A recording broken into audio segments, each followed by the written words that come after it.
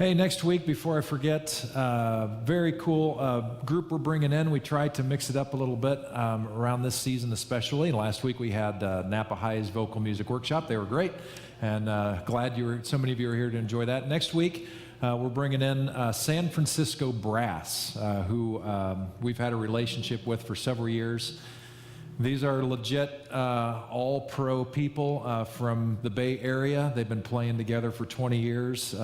These are people who play with San Francisco Opera, San Francisco Symphony, Marin Symphony, San Jose Symphony, all over the place. They're incredible. So if you haven't got your warm fuzzy on yet, come next Sunday because you will. So bring your friends. It's just great to come and hear it, just to be immersed in that kind of sound. It's different than anything we normally do around here. So hope you'll be able to make it to that. It will be good. And then one thing before I jump in to the specific thing today. Last week, I shared part of my journey and talking about Christmas present and talking about the reshaping of our eyes. And I wanted to chronicle briefly with you my shifting of my vision on certain topics, and specifically about issues pertaining to LGBTQ stuff. And talking about how at one part of my life, in my early days, I'm not proud of where I was and the kind of language I used that was popular in the culture and easily done. And I'm not proud of that, reject that, dismiss it as that's worse than bad, it's harmful. And that's where I was, and I'm not happy about that. Also had a theological perspective, which I've shifted from over the years. And in the process of telling my story, I talked about our region within American Baptist churches called Growing Healthy Churches.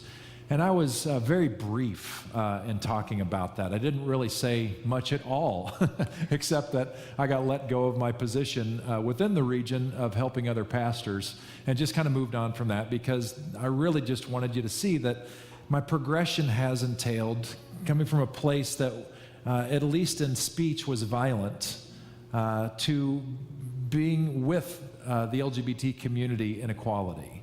That's what I wanted to communicate. But sometimes in brevity, in our culture, it's like, well, if you say too much, that's a problem. If you don't say enough, that's a problem. And so I wanted to circle back because I wanted to mop some things up from last week that my brevity made a little bit of a mess of. And I want to be really clear on the tone of things with us. And I want to tell you that Growing Healthy Churches for many years has blessed this church. This church was in a mess in 1997-ish or so, and was considering closing its doors or merging with another church. Neither one of those would have been a good option. And the region came in and helped this church rethink itself and re-envision itself. I wouldn't be here if Growing Healthy Churches wouldn't have found me in the Midwest and brought us together. And it was a love connection from that point on. And for the most part, our relationship with Growing Healthy Churches has been positive and supportive even now.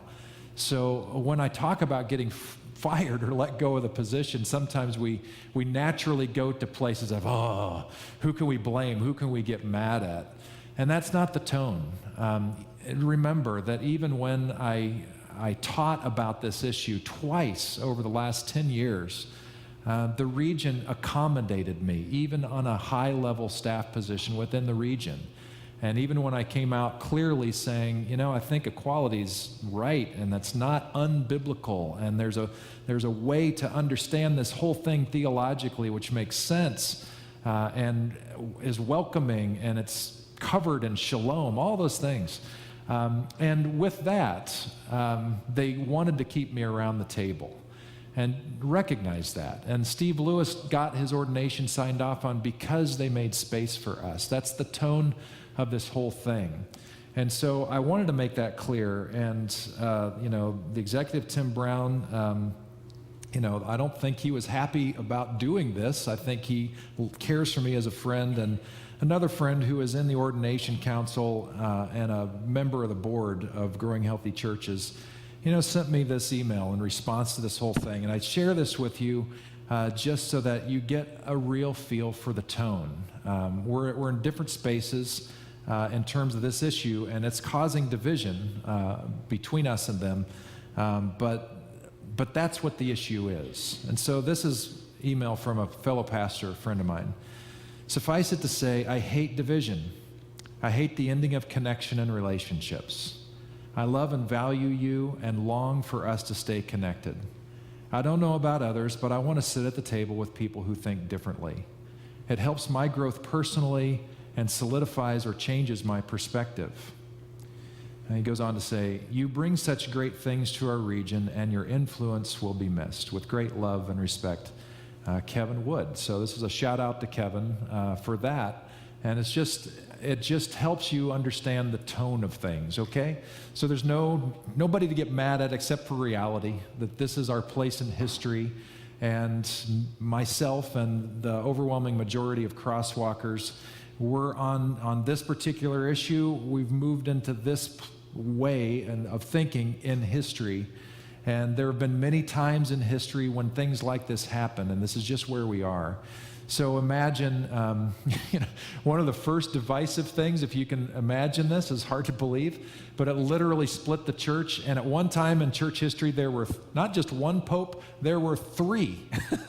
There were three popes for a brief period of time in history. And one of the issues that literally divided the church in half, it's one of the first whoppers, had to do with yeast. Whether or not communion bread should have yeast. So important. Would you agree? Which reminds me to tell you, not only do you get Christmas brass next week, San Francisco brass, but cinnamon roll communion. So we would have been ostracized so many times over. But anyway, it's going to be good, tasty all the way around. And in terms of our relationship with the denomination, we're an American Baptist church. It's who we are. American Baptists are extremely broad. There's room for a lot of people under the umbrella, and that is a beautiful thing. There's a lot of people around the table. So if you would imagine that our sanctuary here, each table is a region. There's more than this. There's like 35 regions. But imagine that each table is a region. And the sanctuary here is that umbrella of American Baptist churches. Well, we're not leaving the umbrella. It's pretty clear that it's very likely that, we're probably going to need to move tables, either by our own choice or Growing Healthy Church's choice, and that's okay. It's just the way it is in our time in history. Does that make sense? Okay, so thank you. And because somebody reminded me of this, a new person, I don't know the person too well from the first service, but he made sure he came up to me and says, so you're not fired, right? Not from Crosswalk. No, I'm not. So I plan to stay here until I die, probably. So we'll see what happens with that. Yeah, one clap for that. That's good. Thank you, Keith. All right. So anyway, let's jump into Christmas Carol. So today we're looking at the Ghost of Christmas Yet to Come. This is the most morbid of the ghosts. We've seen pasts, we've seen present things, and the present ghost really witnessed lots of festivity happening in lots of different pockets, and it's a real feel-good kind of thing. And even Scrooge himself feels a little bit better about things. And I mentioned it already, but for every ghost visit, Scrooge warms up more and more. And we see that most pronounced and most clear at the end of this ghost's visit. So if you've read the book or seen the movie, don't want to spoil anything for you, but the picture of the ghost this time is the Grim Reaper. And you can't make out the face, bony, skeletal hands, doesn't speak at all, just points with the bony finger what this ghost of the future wants to point out for Scrooge to see. And Scrooge is clueless until the very end. I think he kind of intuitively knows, but he doesn't know for sure until the very end that this whole chapter revolves around his own death. But it starts off, he just realizes that somebody has died, some man has died, and it starts in a pawn shop. And in this pawn shop, there are three people really that he doesn't know. Two of them he should know, because two of the three people who are in this pawn shop were under his employ, and he doesn't recognize them. And they've ripped off stuff from Scrooge's home and his person. One includes the bed curtains around Scrooge's bed. Took them right off, rings and all, and is trying to sell them to the pawn keeper to make a little bit money. And what Scrooge realizes in this scene is that nobody is upset that he's dead. There's no remorse whatsoever. If anything, there's joy that he's dead because they might profit from it by selling some of his stuff. So you have two people that are somehow related to the hospitality of his home that he pays. And then you have one person, a mortician that he has not yet met, but managed to steal a button or two off of his shirt sleeve, and he's there to profit off of his death. And that's the picture. And Scrooge is not happy with this. And so they move on. And they see another glimpse, another image before him. And now he's at the stock exchange where he loved to go. Remember that in kind of our modern day vernacular, what Scrooge did for a living was he was like a mortgage servicer or a loan servicer. So he was making sure that bills were paid on time and he got his cut. And if somebody didn't pay on time, it was up to him to press charges and all that stuff. And so you see a picture of him at the exchange. And he sees people that he knows, that he's seen and banked with for likely many, many years. And he comes into a conversation, and they're talking about somebody who's died. And they're just talking in terms of matter-of-fact reality. Well, how did he die? I don't know how he died. Are you going to the funeral? And they all talk about going to the funeral, and none of them want to go to the funeral unless there's lunch. And they joke about it, like, I'll go if there's something in it for me, like lunch. And Scrooge is kind of frustrated at that. It's like, there's no dignity here. I can't believe this. And they take it to another scene, and here you have a scene of a young couple, and the husband comes back to his bride, and you can tell there's a look of concern on her face. And she says, is this good news or bad news? And he says, bad news. And she's like, well, how can it be worse? We're late on our mortgage. You know, we're looking at debtor's prison here, which is probably going to be the end of our life. How can it be bad? And he says, because Scrooge is dead. And immediately they both realize that while this is bad news for Scrooge, this is great news for them. Because it's going to take a while for the new servicer on the mortgage to come online. It's going to give them time to get their money together so they won't default on their loan. And they both are overcome with joy, and the wife says, it feels so strange to be so happy at a man's death. And this is offensive to Scrooge. He's taken back to his own bedroom, which he doesn't recognize because it's dark, and there are no longer bed curtains, which he might recognize. And all there is his corpse on the bed, covered with a lone sheet. And he's invited to pull back the sheet, but he doesn't have the strength to do it. In his despair, he says, can you show me anybody mourning death? And they change, finding themselves at Bob Cratchit's house, his poor employee, poor because of Scrooge. And the whole family is in mourning because Tiny Tim has died, and apparently recently. And you see, to a person in the room, father, mother, brother, and sisters, all deep in grief. Mourning, of course, the loss of their child and brother.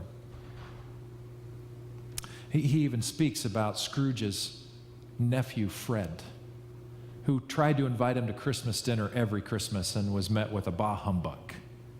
And he talked about how Fred even showed sympathy and mourned with the Cratchit family. He remembered a conversation where Fred said, if there's anything I can do to help you, and perhaps even help your older son find a place in business, and an apprenticeship perhaps, that he'd be happy to help. So you see this picture of mourning over Tiny Tim, but no mention of Ebenezer Scrooge. But the scene of the morning, because it's Tiny Tim, it starts to break Ebenezer Scrooge, because Ebenezer Scrooge cares about him. The final scene comes to a cemetery. The cemetery is not a nice cemetery. As Dickens describes it in his book, it is wedged between two apartment buildings. It's not cared for, so you have overgrown brush all over the place that you have to kind of climb through. It is the picture of not caring about death or about your loved ones who have died. And so they make their way to a headstone, which Scrooge is now connecting the dots. He's about to read his own name on this tombstone. And he starts to shake in his boots.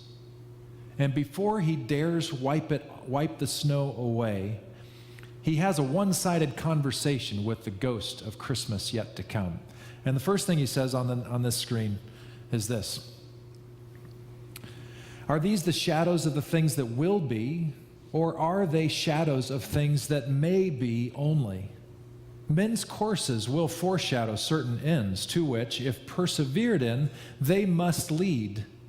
But if the courses be departed from, the ends will change." In other words, I know this is what, up to today, this is what my future is going to be, but what if I change? Then what? And then he goes on and says some more, pleading on the next slide. "Spirit, hear me. I am not the man I was. I will not be the man I must have been, but for this intercourse. Why show me this, if I am past all hope? Good Spirit, your nature intercedes for me and pities me. Assure me that I yet may change these shadows you have shown me by an altered life." Well, this is a fanciful tale. And it's an enduring tale that stems from the mid-1800s that is still with us today and is still popular. It's still seen. There are great films on this and great theatrical productions. But the idea of this film and the genre that this film represents is widespread and very popular. Just out of curiosity, what were some of the other films that you enjoy or know of that are kind of along the same lines? Any of you remember any of them? It's a Wonderful Life, Miracle on 34th Street, yep. Any others? What is it? The Bishop's Wife, yeah, right. Excellent. There's a ton, not even all Christmas. Well, one's called Family Man. That's sort of around Christmas. That's one that my family really enjoys. Let's see. Oh, shoot. What was this one?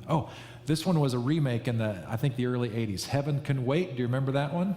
And that was a remake from an earlier film. There's been some sci-fi action movies. There was this one with Tom Cruise. I can't remember the name of it, but he was like this. It was a future-oriented, apocalyptic kind of film. You know, humans beating the robots and stuff. And he kept dying in battle, and he'd wake up again at the same scene and try to get to the next stage kind of thing. Do you remember that one at all? What was it? Day After Tomorrow. Yeah, that sounds right.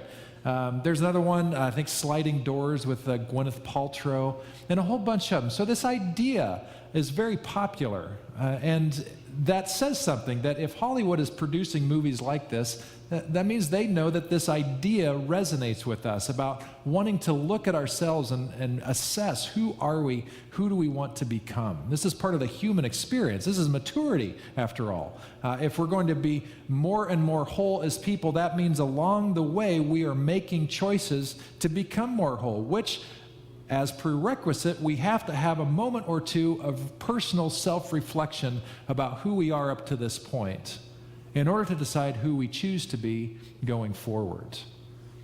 And this issue is at the heart of the Christmas story.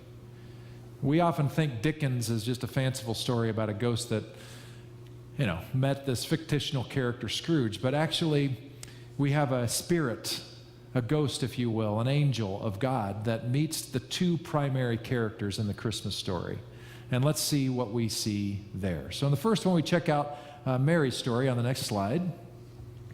This is from Luke's Gospel. In the 6th month of Elizabeth's pregnancy, God sent the angel Gabriel to Nazareth, a village in Galilee, to a virgin named Mary. She was engaged to be married to a man named Joseph, a descendant of King David. Gabriel appeared to her and said, "Greetings, favored woman, the Lord is with you." Confused and disturbed, that's putting it mildly, wouldn't you be freaked out? Yes, you would. Mary tried to think what the angel could mean. "Don't be afraid, Mary," the angel told her, "for you have found favor with God. You will conceive and give birth to a son, and you will name him Jesus." Now, right away, Mary is even more confused because, like we already know, she's a virgin, and she's supposed to name this guy Jesus. But her fiance's name is Joseph, which creates problems because you're supposed to name your firstborn son after the dad. He goes on, "He will be very great and will be called the Son of the Most High. The Lord God will give him the throne of his ancestor David, and he will reign over Israel forever. His kingdom will never end." Mary asked the angel, "But how can this happen? I am a virgin." The angel replied, "The Holy Spirit will come upon you, and the power of the Most High will overshadow you. So the baby to be born will be holy, and he will be called the Son of God. What's more, your relative Elizabeth has become pregnant in her old age. People used to say she was barren, but she has conceived a son and is now in her 6th month. For the word of God will never fail." Now, we get so comfortable with this that we forget that there is choice here. Mary does not have to say yes. She does say yes, and we'll talk more about that next week. But she doesn't have to. And there are many ways she can say no. She can say no with her mouth, just say, "I don't think so." And I believe God would honor that. And I believe that God could honor other choices that she could make to take herself out of the equation. Because honestly, looking at what she's facing, there had to be a part of Mary. There had to be a part of Mary. She's 13, 14 years old, maybe 12, but probably not younger than 12, so she's very, very young. And now she's being faced with this reality, this message from a true messenger from Christmas yet to come, the first one. And it's going to be hell. It's going to be hell for her. She knows it. And there might be just a part of her that entertains the idea, do I even want to live through this? All that to say, Mary had a choice, and it was a whopper. And she wasn't the only one to have a choice. So let's go to Matthew's gospel and see what happens according to the Gospel of Matthew on the next slide. This is his recollection. This is how Jesus the Messiah was born. His mother, Mary, was engaged to be married to Joseph. But before the marriage took place, while she was still a virgin, she became pregnant through the power of the Holy Spirit. Joseph, to whom she was engaged, was a righteous man and did not want to disgrace her publicly. So he decided to break the engagement quietly. So this is a nod to Joseph being a decent guy. He's not going to have her killed, which he probably could have found some public support for. And he's not even wanting to disgrace her more than need be. So he's wanting to divorce her quietly and just kind of let things go. As he considered this, an angel of the Lord appeared to him in a dream. "Joseph, son of David," the angel said, "do not be afraid to take Mary as your wife, for the child within her was conceived by the Holy Spirit, and she will have a son, and you are to name him Jesus, for he will save his people from their sins." Now, this is a little play on the word Jesus here, because Jesus is the Greek word for the name Joshua, which is Hebrew, which means the Lord saves. And so the very name of the one to be born is the Lord saves, which also would have been a tough pill to swallow for Joseph. I don't get to name my son Joseph, and that would have been tough. Joseph had a choice. Sometimes we get to a place where we say to ourselves, if we had such a powerful experience of God that was so clear, there's no way we could say no. Have you ever thought about it that way? There's no way you could say no to such a thing. And yet we do it all the time. Because there's clear messages from God. about what we're called to do and be, and we ignore it all the time, in small ways and in big ways. Theirs is just more pronounced. And Joseph and Mary both are brought to a place where they have to decide, who do we want to be going forward? They were informed, much like Scrooge was, by everything that formed them to that point. All the cultural ways of thinking, their family upbringing, their zip code, their economic status, their time in history, everything brought them to this point, all bearing on this question. Are you going to follow me or not? Are you going to move forward and trust me or not? And it was a very, very big ask on the part of God. And in fact, there's a little extra bonus truth here that we need to steal from the story. We all look at this story as very, very good news. But for Mary and Joseph, it started off as very bad news. This very good news was going to be very good news for all people everywhere. It was going to afford them much, but for these two, at least in the short run, it was going to cost everything. The decision to move forward in this new way was going to come at a very high price. And you know, honestly, that's exactly what it was like for Ebenezer Scrooge. And he knew it. For him to change his stripes, it was going to require that he behave and think in an incredibly new way. And every time we are called to be uncomfortable, that is a price. And like I said, you and I are super familiar with it.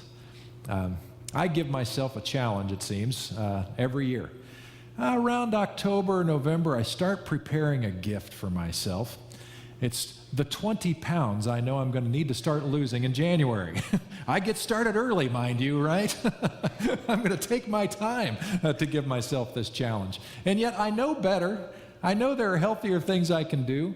And yet, you people, you bring in these delicious food items and we have fun together, and lo and behold, I'm right back where I started. You and I know this is true in loving ways and fearful ways. In fact, a lot of this stuff, for Scrooge, this was a fearful reality. He's about to see his tombstone, and who wants to see that? Who wants to embrace that? And so this whole Christmas to come ghost is, man, it's all about fear. And are you going to change your ways based on fear? And we're very familiar with fear. We're very familiar with fear as a great motivator to get us to do anything. Sometimes fear is what gets us off our duff to do the right thing. Sometimes it's fear which prevents us from doing the right thing. We're very familiar with this. And it's been with us throughout human history, people using both winsome ways to bring us in and also fearful threats to try to motivate us. It was not lost on Jesus or his disciples. In fact, sometimes when I talk so much about the grace of God and how loving God is, someone will point out to me, well, but what about these statements that Jesus is bringing the heat? And it sure seems like he's using fear rhetoric to get stuff to move. And yes, there is fear rhetoric involved. Whether or not we fully understand how that was coming out of Jesus' mouth and how he understood the world, that's the debate of commentaries to this day. But certainly the rhetoric is in our scriptures. You see it. You see both come and trust the love of God and you better or else. And regardless of what you think about afterlife stuff in terms of hell or not and all that, there's plenty to worry about in this life right now to pay attention to both. The winsome, you're invited into something very good, or you better stop doing that or else kind of a thing. You and I know all about this because we go to the doctor and we go for our checkup. And the doctor takes a look at our report and says, well, hey, here's a couple ideas to integrate, and lists off a few things, and we hear those, we nod our head, that's a great idea, Doc. Thanks a lot. See you next year. And we come back the next year unchanged or worse. And if we have enough of these visits, finally the doctor throws down his stuff and says, look, I've been telling you for years to cut this out of your life and to add this into your life, and you haven't done it once. And now it's game time. Either you do this, or there's a good chance you're going to die sooner than later. What do you want to do? Well, that's fear rhetoric. And it's there because sometimes we need a kick in the butt to get us to pay attention. And some of us came into faith with that same idea that we'd better say yes to Jesus or else we are in big, big trouble. And you know, I guess there's a place for that. I don't like that. I don't try to use that in any way in how I teach because I think it's off point. Fear sometimes is that motivator for us to get our head out of the sand or other places and start to live our life in more appropriate ways. So that's helpful, but I want to caution you that if your primary motive in this whole faith venture is just fear of staying out of hell or staying away from the lightning bolts that are surely going to follow you, I just want to encourage you to realize that there's more and to entertain the idea that there is just much more than that. And there's a much more compelling reason to do this whole faith thing that actually is devoid of fear, except for fear of blowing our life in some way that could have been avoided and hurting other people. There's a way of building our life on love and grace that is so much more compelling and life-giving. I'm pretty convinced that when fear is our motive and fear is our reason for doing things, I think fear begets fear. And we just become more fearful. And we close in and we hold on. And our attitude becomes fearful. And we see people through lenses of fear. And we make our decisions based on fear. And I think that hurts us and hurts our potential in the world. But I think when we choose to base our life and our worldview and our theology on the love of God, I think that radically changes everything for the better. And so Scrooge's experience of this kind of a near-death experience, if you will, for this ghost of Christmas yet to come, his was definitely on the morbid side and the fearful side. But I came across a video clip of a person who experienced something different, a whole different expression, and her experience comes from an unlikely space. And what I hope that you'll do when you hear this is pay less attention to some of the particulars of her experience and more attention to the overwhelming theme that she experienced and what it did for her. So let's check out this video, then I'll come back. We are talking today about near-death experiences, and now we have the story of Nancy Rhines. Nancy grew up in a Midwestern Catholic family, but distanced herself from the church and for years considered herself an atheist. But in 2014, something happened that made Nancy reevaluate her faith. We will meet her in a minute, but first, some of Nancy's story. It was January 3rd of 2014. I'll never forget that morning. It was a beautiful sunny day. I decided to go out on a bike ride. I needed to do some errands around town. There was a little voice inside of me that just said to not go out riding that day. I don't know where that came from, but I ignored it. I got about a mile, well, not quite a mile from my home, and I could see some traffic coming in on the right. At the very last minute, I realized that first car wasn't going to stop. I knew in a flash that I was going to die right there.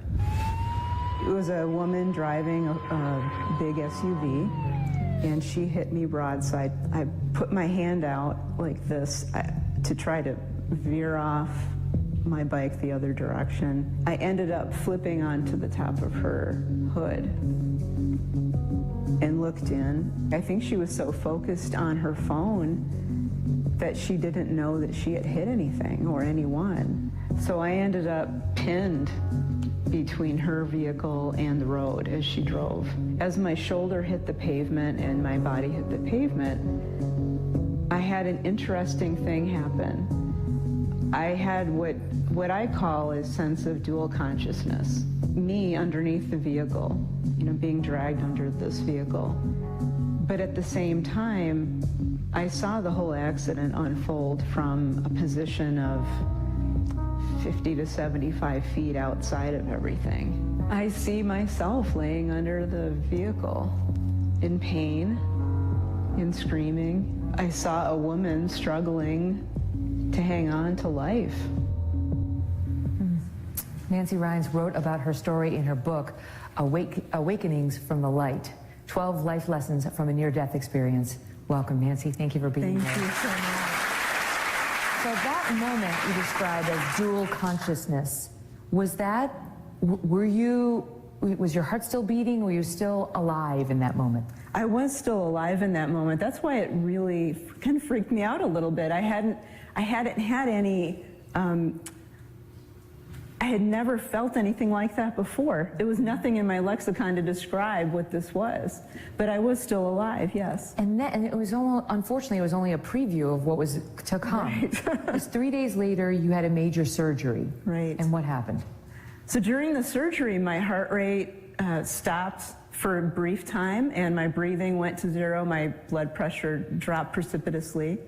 And it was in that moment that I found myself waking up. And I thought, wow, this is great, because around me was this beautiful hillside surrounded by flowers and trees and a beautiful mountain range in the distance. And a sense of peace and love and welcoming that I had never felt before. And I knew something was different. And like with Sherry, it wasn't panic, it wasn't fear, No. it wasn't scary. No, not at all. No, I felt a little confused at first, and then I thought to myself, I must have died. I wonder if I died. But then if I did, why am I here? Because I don't believe in any of this. Right, I'm an atheist. What's happening?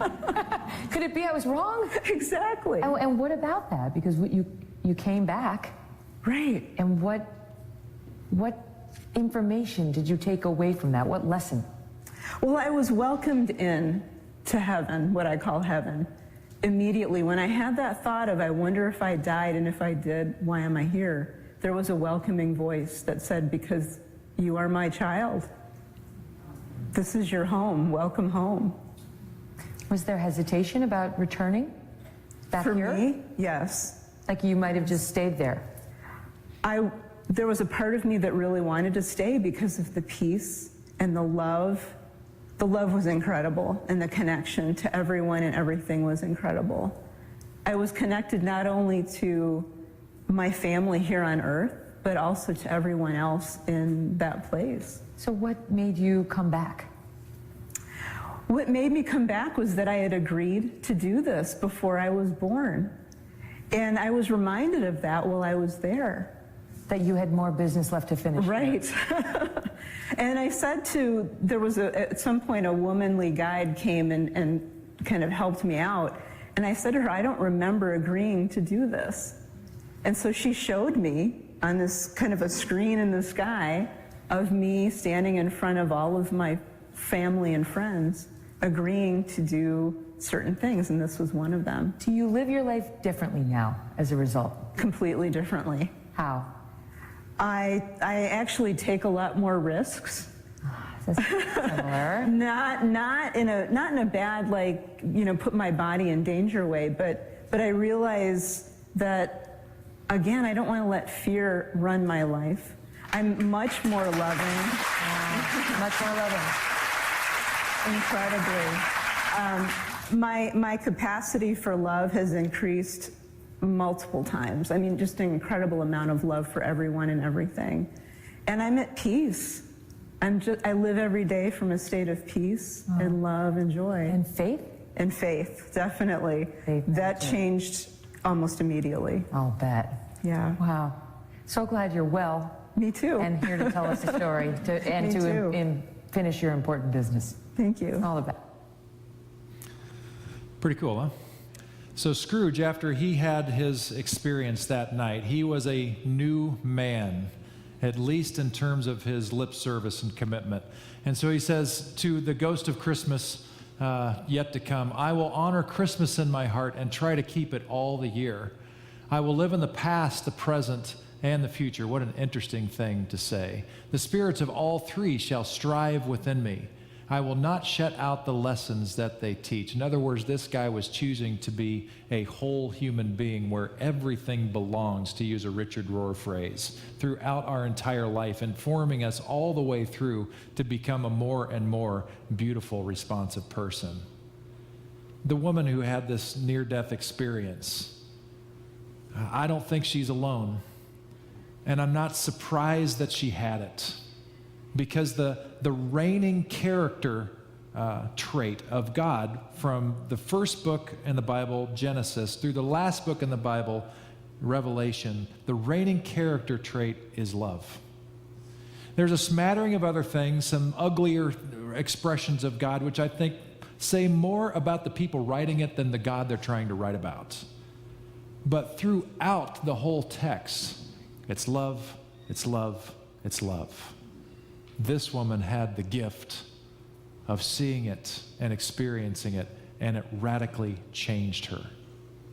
There's another person that some of you knew that also had this experience of kind, and her name was Barbara Springstead. We talked about her last week. Last Sunday at this time, I was letting you know that I was going to be presiding over her funeral service last Sunday at 1 o'clock, and I did. And I am not surprised at all about the tone and the primary word that was used about Barbara Springstead, and that word was love. And she did not live it in a simple, ignorant way, but in a deeply profound way. And so one person after another, when they would talk about who she was and how she behaved, the reigning word was love. Even if the person speaking in our cultural context would have easily experienced hatred, particularly from a Christian, her experience of Barbara was, I was loved unconditionally and fully. That's beautiful. Why do I think that she was that way? It's because, and you would find this out yourself, if you had the opportunity to speak to Barbara during her last season of life, she would be the one to tell you, I am so looking forward to going home. And she'd say it with a smile on her face. This was not like something that she's putting on like, okay, I'm going to say I'm looking forward to this, and I hope my head and my heart will follow my lips someday. No, this was coming the other way around. She had a knowing that where she was headed was full of joy and love and peace. So how could she live any different?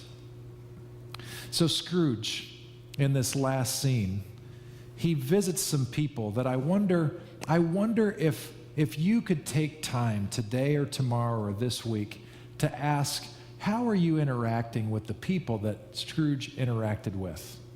He interacted with employees. He interacted with people who owed him. He had an interaction in this ghostly thing with people that he wronged, with people that he worked with, and sort of by default, or at least mention, a person who knew him, and a complete stranger. For those kinds of people in your life, how do you want to be remembered? Who do you want to be? And you might immediately think, well, Pete, you obviously don't know me that well because I don't have any employees. Yes, you do. You have many employees. Every time you go to pay for anything, you have an employee in the person you're giving that money to. Every time you have an exchange with an associate at a store, every time you do anything with anybody you're doing any form of business with, in a sense, they are your employee because of the kind of market we live in and the kind of world we live in. How are you treating the people who are under your employ, so to speak? And how about the people who owe you, who literally owe you some debt of some kind, be it financial or otherwise? How do you want to be remembered by them? And your family and your friends. Fred was that person for Scrooge. For those family members that are in your sphere, how do you most want to be remembered by them? And for those people who you have wronged, who you have caused damage to, how do you want them to remember you? And how about the people that you don't even know, who you won't know, and yet somehow you touch through the living of your life? How do you want them to remember you, even if by extension? These are the questions of life, and they get at to the substance of who we are, and what are we doing with who we are, and what are we doing with the resources of who we are. Be it love, be it tangible, be it attitude, all of these are at your disposal. The question of the Christmas story, the question before you is, every day is a fork in the road. What are you going to base your life on? This enduring love, which has not let you go and will not let you go and will welcome you home, or a fearful approach to protect everything all the time? A life built on love, a life built on fear. The question is yours. The ghost of Christmas yet to come beckons. The Holy Ghost, the Holy Spirit, always asks. It's time for you and I to answer. Let's pray together. So God, help us recognize where we are in our process. If we need a swift kick in the butt, God, then please give it to us. To rattle our cage. If what has formed us and what we've done to help form ourselves, if we're complicit in our own problems, help us see it. Because if it is hurting ourselves, hurting our experience of life, it's hurting the people around us, we just don't want that. It's not life, it's not love, it's not real, it's not the legacy we want to leave behind. Help us see, God. Help us see who we've been and what it's created right now, today, and what it will create for tomorrow unless something changes. God, we live in a complex world with complex issues, but your wisdom exceeds the complexity. And so I pray, God, that your Spirit would find welcome in us, that we would allow you to help unravel even the stickiest, most complex problems we're dealing with, that we might live well and in love. Let that be what is said of us. Help us as we move forward to see ourselves well, to see our eyes with which we see ourselves, that we might become more and more a reflection of your love. I ask this in Jesus' name. Amen.